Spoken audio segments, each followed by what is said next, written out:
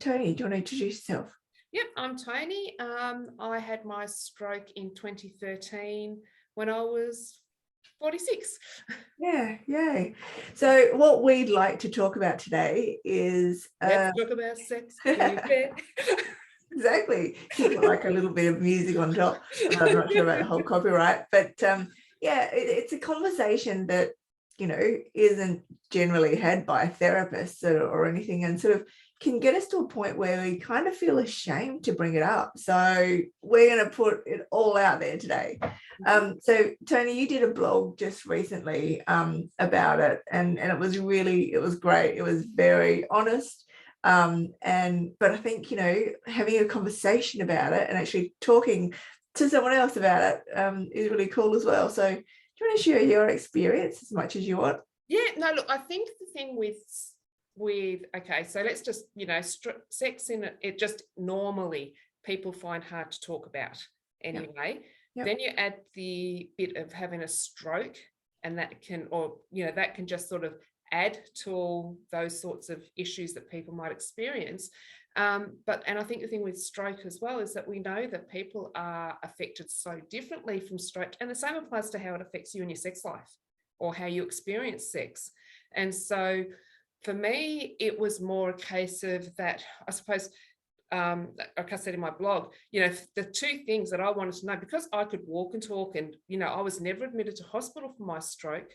The two things I wanted to know straight away was, when could I drive and when could I have sex? And that's sort of like what got me, first of all, to the Stroke Foundation, because that's what I went looking for answers, because I couldn't find anything anywhere. So that got me sort of going down that path, and I wanted to make sure that everything worked properly. That was my, for want of a better phrase, I suppose. I just wanted to check that all the bits were there and everything was going to continue as it did. And I suppose it's like there are parts of me that are affected, but it's also the effect that it's had on my husband and how it's, the mind games that it brings about. So what deficits do you have? Let's start. So I go from being able to speak to you like this, doing a 15K hike, to then sensory overload kicks in, and my speech, my cognition, that all goes. I start getting left-sided weakness. I actually get left-sided neglect, so I lose the vision in my left eye. And so I can't walk properly. And like I said, it's that whole cognition, and it can be a bit of, along with all of that is a bit of balance, and can even induce, I suppose, a bit of nausea with that when that balance starts to get a bit affected. So, all things that you need when you want to have sex. Exactly. I know. So mine was complete left side. I always say I was paralyzed on my left, inside and out, and very clear when I actually sort of say inside and out. So literally you could cut a line down me, and all my left was it. And so I don't really have much sensation apart from hot and cold and pain on my left side, so from top to toe. So so when did you decide to give it a crack? I think it was probably about 10 days after I'd had my stroke. Oh my God. Okay. Because I wanted to know that everything was okay. It was really, and I don't know, look, I was quite adamant that I wanted to make sure that it worked. Whereas, I could see my husband was sort of like, oh, I don't know if we should be doing this, is it too soon, sort of thing. Are you going to be okay, and all that sort of stuff. Whereas I was like, no, just I want to get and do it. Yeah. And so what happened? Can we talk about that? Okay, for me, that first time, apart from I could sense the hesitation of my husband, it was good. Because I just wanted to have that orgasm and know that was going to happen, and it did. So that for me was sort of like, I really did want to know that all of that, that side of it was still there. So physically, how did you go? Like, so obviously with me being paralyzed on the left, and I must admit, we probably, I don't even know, like mine was in 2013, and we were a good 3-4 years in, because I had so much pain. And again, you know, my partner was very much like, he didn't want to cause me any more pain, Yeah. because there was no, you know, there was nothing that I did that caused the pain. It was just sort of constant sort of chronic pain. Yeah. And when we did, you know, I couldn't like stay in on the, I felt like one of those seals, you know, that come on stage and just like slide right across. So I sort of felt like that on the bed. Yeah. And just, yeah, it was sort of like I kind of, it was it was like I just kind of lay there, and yeah, it was very weird. It was Um, funny because for me, that first time, I didn't want to have to take place in the bed. I sort of was, I had this thing in my mind that no, I don't want to do it in the bed, because if we do it in the bed and it doesn't work, is that always going to be the thought when we hit the bed? so where'd you go? In the lounge room. Oh, nice. On the couch. Oh, so it's comfy. So it was comfy, yeah. And actually, I think we started on the couch. My kids are going to hate this. I think we started on the couch, but I did have that sort of sensation of, hang on, am I staying here or not? And so we moved to the floor because I couldn't go any further. And did you feel nauseous or dizzy at all? No, but I think, look, there was a bit of that dizziness sort of sensation, but I think at that time I was just so focused on, let's do this, I've got to do it. Yeah. I sort of, and it was afterwards that it just sort of was like, oh my God, I just, you know, that's when it wasn't an oh my God in a good way afterwards. It was real, but it was really that, yeah, it was afterwards. It was like, then everything hit and the sensory overload and things like that, which of course then added to my husband's thoughts afterwards, was like, well, should we be doing this if this is how it's going to affect you? Yeah. And so did you sort of continue trying to give it a go, or like, so my partner was very much like, oh, I'm, you know, and I must admit, because I couldn't feel it, I actually did sort of say, look, I can't feel it. So it's kind of like, you know, I actually sort of said to my partner, you might as well go elsewhere. And he's like, what? And I said, you know, if you need sex, that's cool. But like, it's just awkward. And I said, so if you want to go have sex with someone else, and he's like, I don't want to have sex with someone else. I want to have sex with you. Yeah, my kids are going to love this too. But it was very much like, okay. And I must admit, you know, like I didn't get told about incontinence either. Yeah. So I always sort of go, oh my God, what if I wet myself? And what if, you know, the bed just ends up just this, you know, this puddle, and it's just disgusting. And he's just like, stop it, because I'm just so paranoid about it. And I still am. So it's so. And I think that's like what I was saying before, is that, you know, even within the general population, there are so many mind games that go on with sex anyway, within your own head. But when you add sex and disability in it, it can actually get multiplied, you know. It's really, because the whole identity post-stroke is one, but then suddenly being a sexual identity is kind of like, you know, or for me, my whole identity was shot, and it was like, why would anyone like, so did you, so how was your husband afterwards? So he was sort of a bit, obviously, like, oh my God, this is how it's affected you afterwards. Yes, and very concerned. And I think there's also that, like, again, like, you know, we never spoke about this with anybody, like any medical people or anything like that. But I think there's also that fear of, oh my gosh, if we have sex, is it going to cause another stroke? Even though that, you know, the original stroke had nothing to do with sex. It was just, is it going to cause something to happen? And I suppose, you know, there's that element of, yes, so your blood pressure might go up during it and all these sorts of things. So is that all going to have this flow-on effect? But it was very, there were parts where his confidence really took a knock as well. And I think it's a bit like you said, with that not having any feeling. So I had a loss of sensation within my left breast. And so, you know, he'd go to touch that or do, you know, whatever. And I'd be like, what are you doing that for? I don't feel anything, you know. And so that's a real, and probably I may have, you know, probably should have phrased it better. But it's like, that's annoying. Yeah. So it really does become then a sense of, like I said, knocking his confidence about what he's doing. Yeah. So he's already got that thing of, am I doing the right thing? Should I be doing this? Is she okay? Now she's questioning what I'm doing. Yeah. So you put that all together, and it's it puts a whole new spin on it, and it's not a good spin. No, not at all. No. Yeah. And I don't know. I still battle with it now, I think. Definitely. Yeah, we do. Yeah. Yeah. I mean, again, for a bit of fun, I sometimes go, touch my boob, touch my left boob, and it'll touch it, and I'll go, yeah, nothing. And then I'm like, oh, is that how it feels? Right. Okay. Yeah, cool. Yeah, just don't do that again. That's weird. It's very, very weird. Have you ever gotten top? Because yes, I've done and that is, oh my gosh, that's when, so it's okay being on the bottom and you start to feel like you're losing your balance because you can't go anywhere. But when I'm on top and the action starts and you've got that motion happening, it's suddenly like, I'm going to fall off, I'm going to break his penis, because I have this vision of that I'm going to topple and just snap it in half. Take it with you. I know.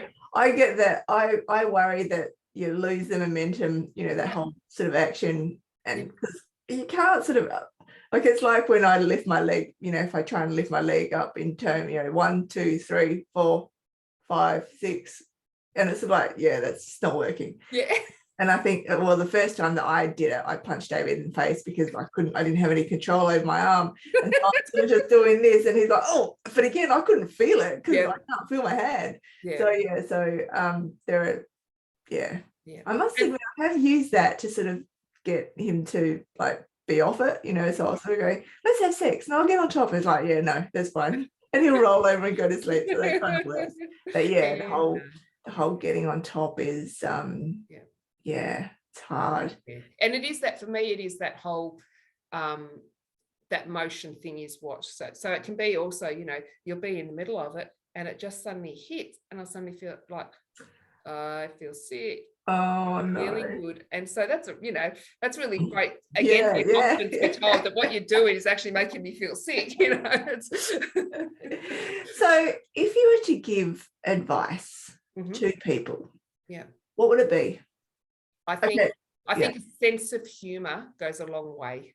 I really do. I think that sort of you've got to have that, but I think also open communication, which we know at the best of times when we're talking about sex, that can be really hard, but it's a case of that open communication. And I suppose with me, is like saying to my husband, look, it's not actually what you're doing, it's how my body is now. It's not you, it is me. So is it maybe making them understand, like, okay, so I can't feel this, or sometimes if I have this rocking motion, for me, my brain kind of feels like it's, jiggling around in there a bit. So therefore it gives me that. So explaining, trying to explain more about how our bodies post-stroke feel. And sorry.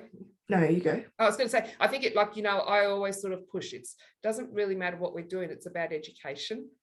And it's about, so when you first have sex, or, when you're first getting back into having sex after your stroke, it's about educating yourself about how you're feeling. Like, when you're in the middle of it, you've got to sort of think, okay, this isn't working. Why is it? And you can sort of like then try and find, I don't know, for me, it worked that I could say, okay, this is because this has happened in my brain. So at least I could have a reason for it. And I think that was, so I sort of had to educate myself about how it was affecting me. So then I could educate my husband about it as well. And so that's where that, that open conversation is so important. And what about the like, I sort of felt as though I failed him, so how do we battle with our shame? Do you know what I mean? Like, how do we deal with that? Is it this the case of seeing a video like this that are going, right, well, actually it's not just me, kind of thing? But how do we help self-talk? How do we deal with that? And I think, look, there's a lot of guilt, for me, there was a lot of sort of like guilt associated with the fact that this was happening, and the guilt of knowing that my reactions or lack of reactions, you know, was denting his confidence. Yeah. And so that's been a big thing to deal with. Mm. And I think it is, like you said, you know, where else can you find people talking about this? Where can you, if like for me, because I wasn't ever in any rehab or any hospital, so I don't know what it was like from that, but speaking to people since, there's absolutely nothing. Yeah, I never had it. No. Nothing is given on it. And it's, you know, it's a bit, just gonna say stupid, you know, when you think that you're dealing with adults that have had a stroke, or you're dealing with, you know, teenagers that have had a stroke, that are sexual beings, and sexual identity can be such a big part of our identity and sense of worth, that it really does need to be given relevant time to be able to have those discussions. It really does, doesn't it? It does, yeah. And like, would you, if you were to have advice, like if you could sort of thought about it back then, would you have preferred having someone as a therapist or someone with that lived experience to give that, like, or both? Or I think both. I think it's I think it would have been good to have had probably from whether it was from medical advice or you know, fact sheets or something factual, just to say that this is how you could be affected, just so that when you're going into it, you may have primed yourself for what's going to happen, but then to have people to talk to or hear other people talk about it afterwards as well, I think. But because I'm a very factual sort of person, I think having that actual something that I could have, you know, these are the facts, would have been really good. And I think to have that, to also then have given to my husband to say, this is how I could be affected. So information for your loved one as well. Yes. Definitely. No, that's cool. So do you have a good sex life now? It varies. It's you know, it's because you go from, you know, something can be really good, but then if something negative happens, then you've sort of got to work through that. It's, you know, there's all these different layers to what you I feel as though we've grown in it, and it wasn't just sex before, do you know what I mean? But I think it's a lot deeper now, because it's not necessarily just the sexual act, like it's, you know, there's a lot more to it, which is probably good as from a female perspective, but you know, we also have to consider that people that are watching this are male, and and that's a bigger hit really to the whole sexual identity. But I think I think just, you know, for me, I would be saying just kind of go with it, and ideally having that open communication. But you know, just like our lives will never be the same again, probably neither is our sex life really. But you make it as good as you want to, and I think that's by that kind of openness and acceptance to agree. You know, I don't think you ever can accept that this is how it is, because it's kind of like, this is shit, but you know, this is the best way to get through it, just like with life, I suppose. And but I think it's also like sometimes, like I think you just said about, you know, making it the best you can. With making it the best you can, then that can involve, just as making you so that you can have the best movement, you go and see someone who's specialized in that. You know, you might get exercises to do. Same with sex, you might need to go and see, it could be, you know, a sex therapist, it could be some form of, I don't know whether there's like a sex physio or something, but you know, someone that can help with that. So, you know, we know that there's like the physios that are just for pelvic floor. So know, I've got that, and Yeah. that has made a massive difference. yes, and so those sorts of things. It's Yeah. not, you don't have to do it just you and your partner. Yeah, And that's God, true. you know, there's this whole, just as there is for any other part of your stroke, there are other therapists Avenues, or yeah. professionals that can Yeah. help you Yeah. with that as well. And like I said, just, you know, don't be scared that to have fun Mm. and to fail at what your end goal was, Yeah. you know, Yeah. have fun and enjoy what you are doing. Yeah. That's cool. Yeah. Thank you so much. I'm sure that people, well, I hope that people have enjoyed or have some sort of advice from this. So yeah. All right. Thank you. Thank Okay. you.